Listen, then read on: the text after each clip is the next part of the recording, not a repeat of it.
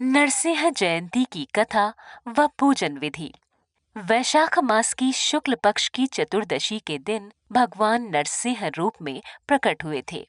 इसीलिए यह तिथि नरसिंह जयंती के रूप में मनाई जाती है। पूजन विधि। इस व्रत को पुरुष और नारी दोनों ही कर सकते हैं।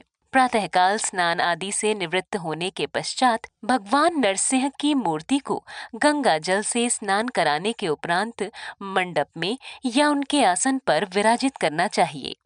इसके बाद दीप प्रज्वलित कर भगवान के समक्ष फल, फूल, मेवा, अक्षत, रोली, काला तिल तथा हवन सामग्री सामने रख पूजन प्रारंभ किया जाना चाहिए।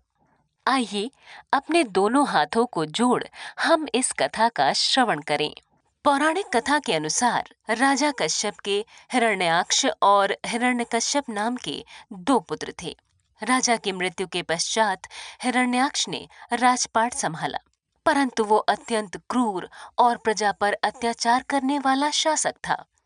हिरण्याक्ष का आतंक इतना बढ़ गया कि भगवान विष्णु ने वराह अवतार लेकर उसका वध कर दिया।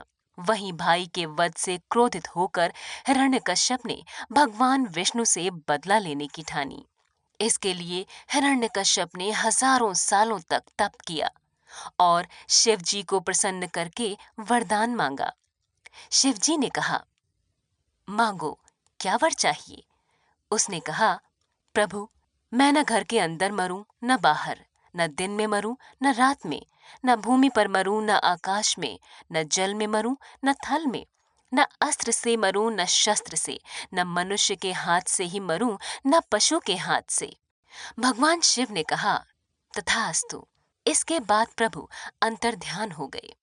ब्रह्मा जी के वरदान के बाद हिरण्यकश्यप निर्भीक हो गया और उसने तीनों लोकों पर आतंक मचा दिया। उसने स्वर्गलोक से देवताओं को निर्वासित कर दिया और तीनों लोकों पर आधिपत्य जमा लिया।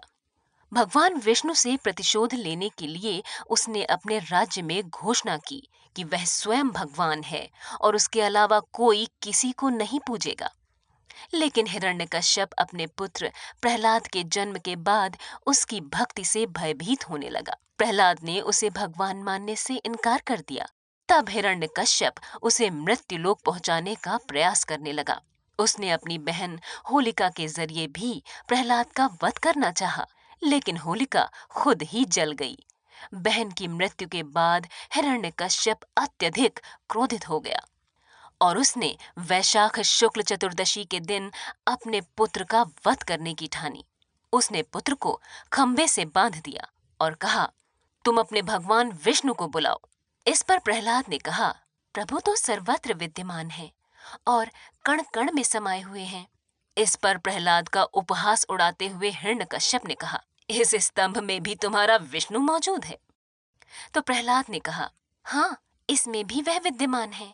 ये बात सुनकर हिरण्यकश्यप को क्रोध आ गया और उसने स्तंभ पर अपनी तलवार से वार किया। वार करते ही स्तंभ को चीरकर भगवान विष्णु के अवतार नरसिंह प्रकट हुए। उनका आधा शरीर नर का और आधा सिंह का था। नरसिंह भगवान ने हिरण्यकश्यप को अपनी गोद में लिटाकर अपने नाखूनों से उसका पेट चीर डाला। भगवान के इस अद्भुत रूप की पूजा हेतु नरसिंह जयंती मनाई जाती है। भगवान नरसिंह की पूजा से सभी संकटों का नाश और घर में मंगलमय वातावरण की स्थापना होती है। तो भक्तजनों, प्रेम से बोलिए, भगवान नरसिंह अवतार की जय।